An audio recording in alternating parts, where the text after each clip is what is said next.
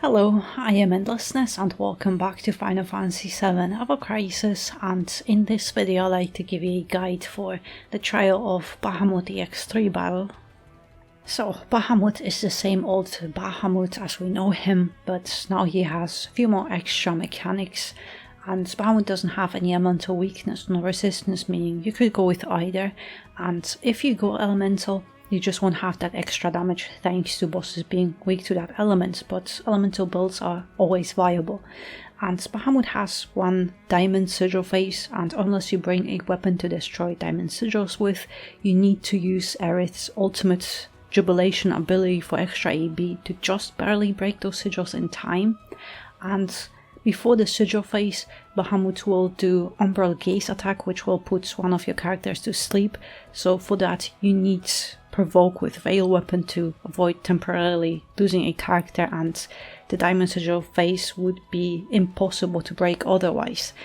And another new attack is Umbral Inferno, and it debuffs attack of your whole team, so you have a short window of time to start nullifying and buffing it before, for example, Mega Flare countdown begins or later other phases will begin.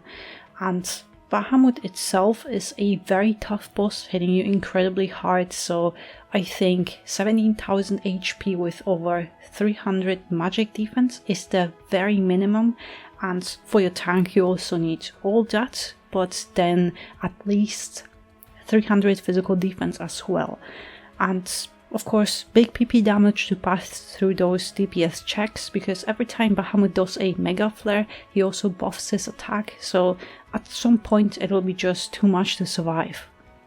So I have Barret, Sephiroth and Aerith, and I had to push all my stats to the very edge to just barely squeeze through, and it also depends how lucky you get with crits, of course, if you use non-elemental DPS. And I also have Mega Flare to just nuke Bahamut at level 7 with all those nodes unlocked on the first noble page until EX3, and at that level it takes a nice chunk away from HP from Bahamut, and I tried Heliaca Rising Element Break to often interrupt Bahamut, but it just wouldn't cut it for me. Same with Elemental Sephiroth, so non-elemental is the only way I am able to clear the battle with.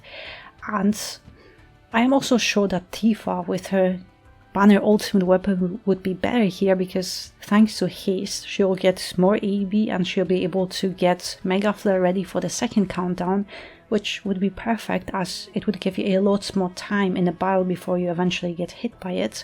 But unfortunately it is impossible for me with Sephiroth, even with Jubilation extra AB from Bahamut. But a character with Veil and Provoke is definitely needed here to be able to tank all those dive bombs, so Barret is perfect here with his Rebirth gear, being able to get physical defense buff up to high potency as well, and then Escucho Barret can also buff magic defense, and that's also my only option for MDEF buffs as well, as I don't have Kamar either. And Aerith having Bahamut and Crimson stuff works very well, as she can give extra AB heal and buff magic attack for Sephiroth and debuff magic defense of the boss. And Sephiroth is my only DPS, and I have him with Kuja to take care of debuffing Bahamut's attack. And I also have Defaith on Aerith to help debuffing the boss in time before the Mega Flare hits. So I think this team has a very nice synergy, but it's also the only setup with which I am able to clear this battle, and I just don't have any other characters that I could use here myself, but Tifa and Vincent as DPS will be very viable, even better. But yeah, until we get a character level cap increase and weapon cap increase, this battle is incredibly tough and has incredibly high requirements. Aerith has Bahamut outfit with Breath of the Earth, Bahamut for heals, Crimson stuff to buff Sephiroth, Princess card, and is crucial for the sigil phase, Defaith to help Sephiroth nullify Bahamut's attack buffs, Cura for single target heals, and this is just a stat stick, and in sub-equipment slots Aerith has a guild weapon with magic defense for allies, Tarot for HP, and Bahamut gloves for HP and magic defense, so Aerith has 17.8 HP, 4.1 heal, and 338 magic defense. Barret has Farfados outfits, but if you have Electro armor it will also be great here, but Farfados is all I have, but Reprieve is a very nice free save in a battle if you need it. Then Apocalypse because it charges very fast and it's great to interrupt Bahamut. Fafnir for Provoked Veil and physical defense buffs. Escutcheon for magic defense and 3 magic attack buffs. Ultimate, and then 3 stat sticks with physical and magic defense. And in sub-equipment slots, Barret has Guild Weapon with magic defense for allies, another Guild Weapon with physical defense for allies, and Stream Guard with magic attack for allies to boost Sephiroth. So Barret has 21.4 HP and highest defenses I was able to give him. And high physical defense is crucial here to survive Bahamut's physical attacks. Sephiroth has Lethal Style outfit with Mega Flare, Protector's Blade for DPS and Kuja to debuff both attack types, Genji, and 3 stat stakes mainly with magic defense, but I also tried to squeeze out as much magic attack as I could.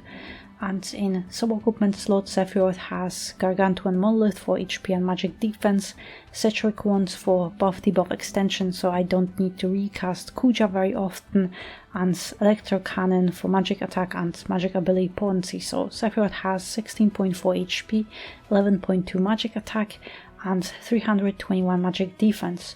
And I have to point out that my Sephiroth has quite low HP and he's under 330 magic defense and he cannot survive another Mega Flare. I would need around 1000 more HP and a bit higher magic defense on him to just barely survive, but if I do that, big PP damage is not big enough, and I think OB10 Monolith could make it easier with higher MDFR ability level, but mine is only gonna be 6, so it is impossible.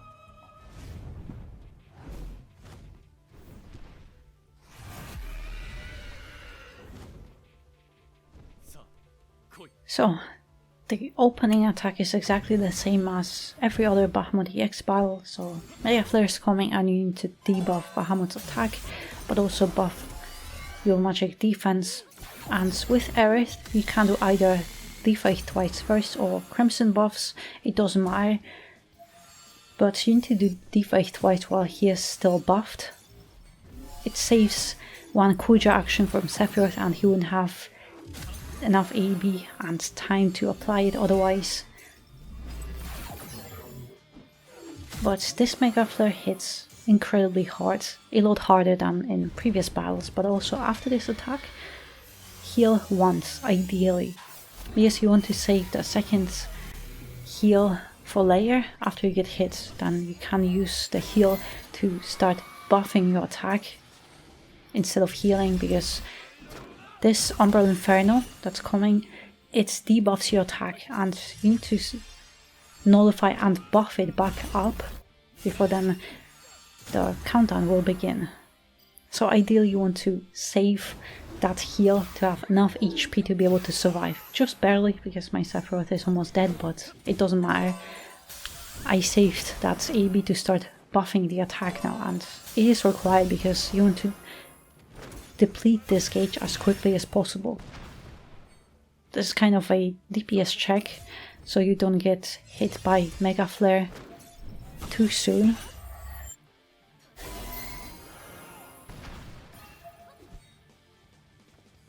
Alright, 4, I'm just going to interrupt him here.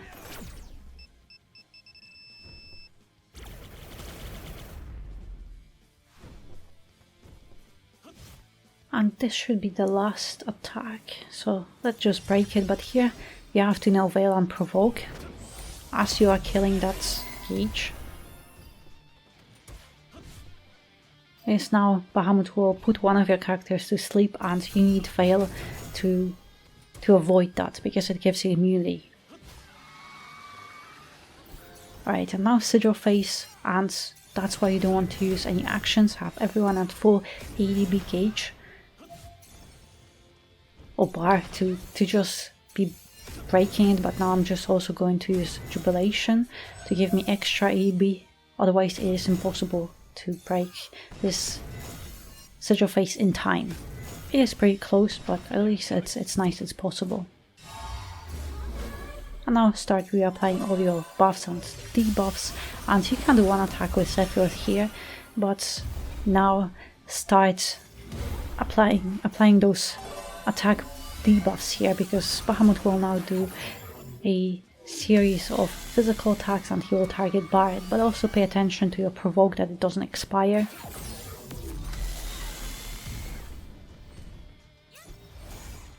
And those Tayflays, be careful of that and keep buffing your physical defense because they debuff it.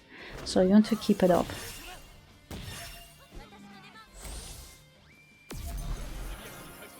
And one more attack from Sephiroth, and I'm just going to sit on Aerith here.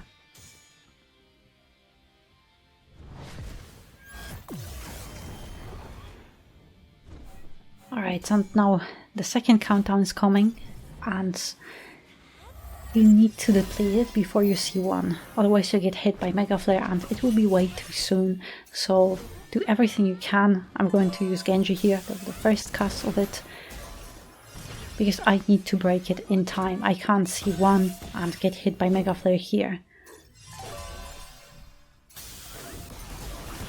And two, well, just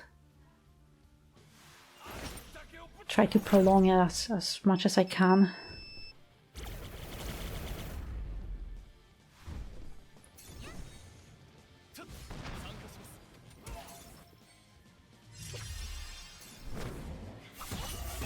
I'm just going to buff it here, but it should be enough.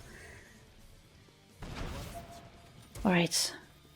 But that extra attack from Jubilation here, yes, I won't have it for later in the battle if I need it, so hopefully I won't, but I needed that extra attack to be able to break that gauge in time. But also make sure that you have here magic buff up, magic defense buff, because those flare breaths are coming, and you could use Veil and Provoke here so Barret gets targets, but I'm just going to use it now here. Because Sephiroth can survive one attack and then Barret will take over.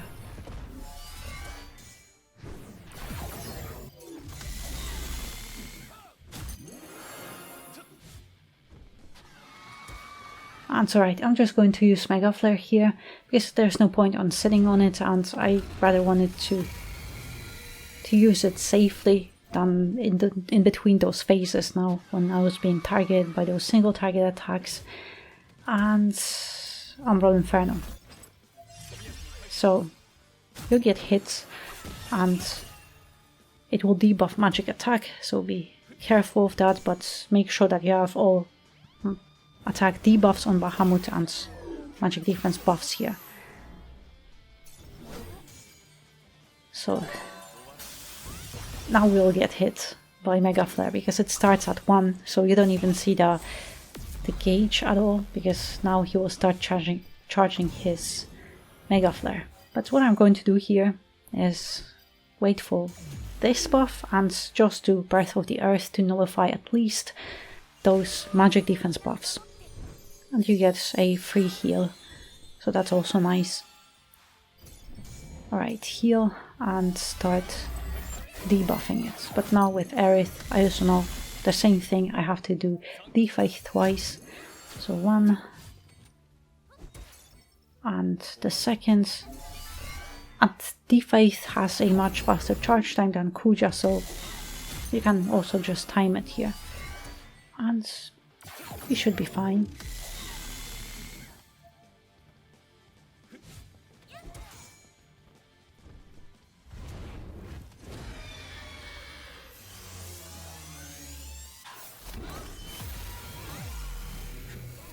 It's still fine. Sephiroth has 220 more HP than he needs. Yes, it's incredibly close, but I just don't have any other option.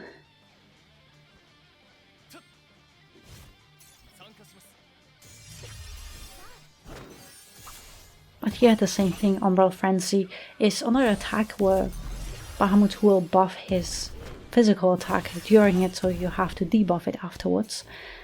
But make sure that you keep Provoke on for after this attack.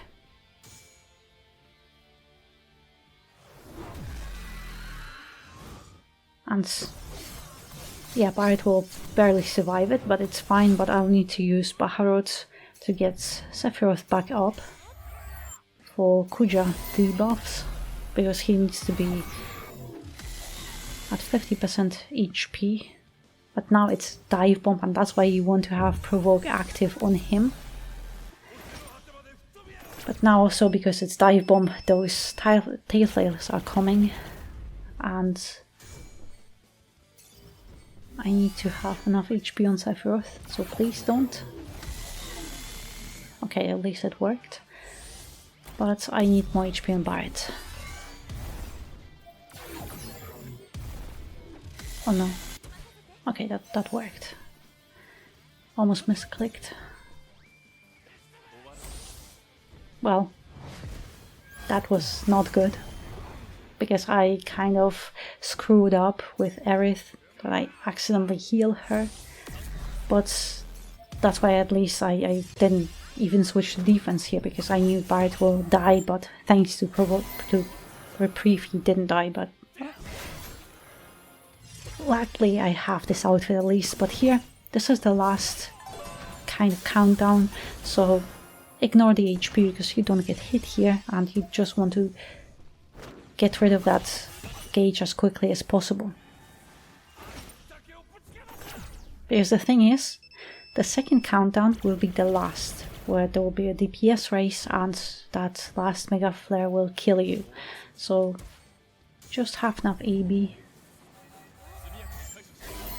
Everything, so great. Now depleted, and Veil and Provoke here.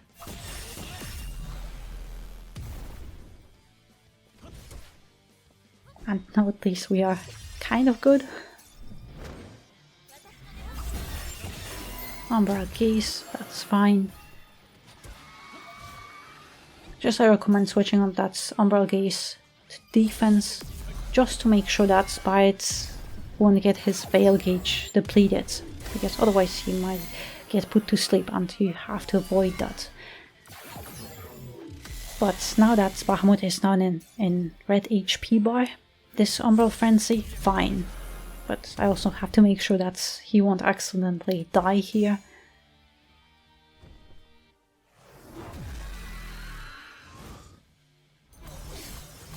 This will be close.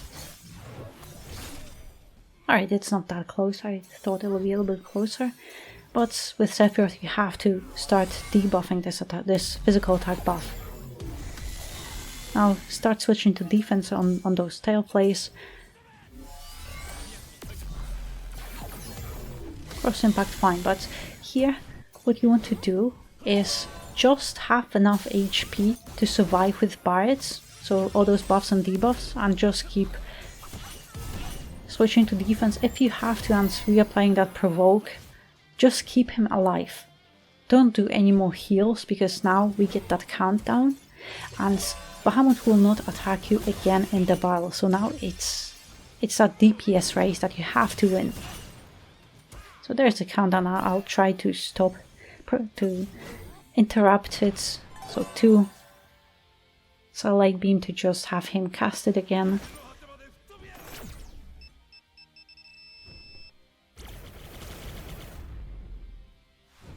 At least my Mega Flare is ready if I need it. So that's a big nuke. But this countdown, that's why you can get hit once in a battle earlier by Mega Flare, so you are kind of not close with the countdown, because if you start with 1, then he immediately starts charging the Mega Flare, and at least here you have a few more seconds before he does that. But here, just wait for that, his buffs, because he will also debuff your attack. So here, Crimson stuff once before you do anything more. And now it's the final Mega Flare coming, so make sure that you have enough AB and DPS to kill him. I'm pretty sure I'm safe here, because Mega Flare does a lot of damage now. And it's just going to do this, and yeah, that's a lot of damage, 1 million.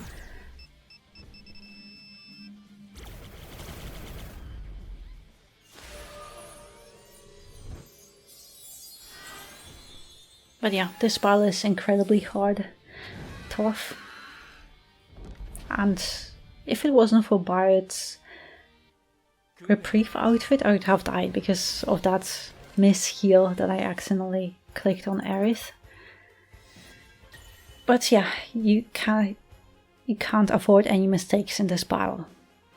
It's tough. I didn't expect it to be this tough with those HP and defensive requirements, because a few months ago it was 200. That felt like it was very high, very demanding of us, but now over 300 MDEF on the whole team, and then another 300 on your tank. It's kind of insane, but also, of course, you need high enough DPS as well, and it's just barely making it through. But yeah, at least it's that, and I hope we'll get a character or maybe weapon level cap increase soon to make it easier and more accessible. But yeah, good luck on your own clear, and I hope you found my guide helpful, and in the meantime, thank you very much for watching, and I hope to see you next one.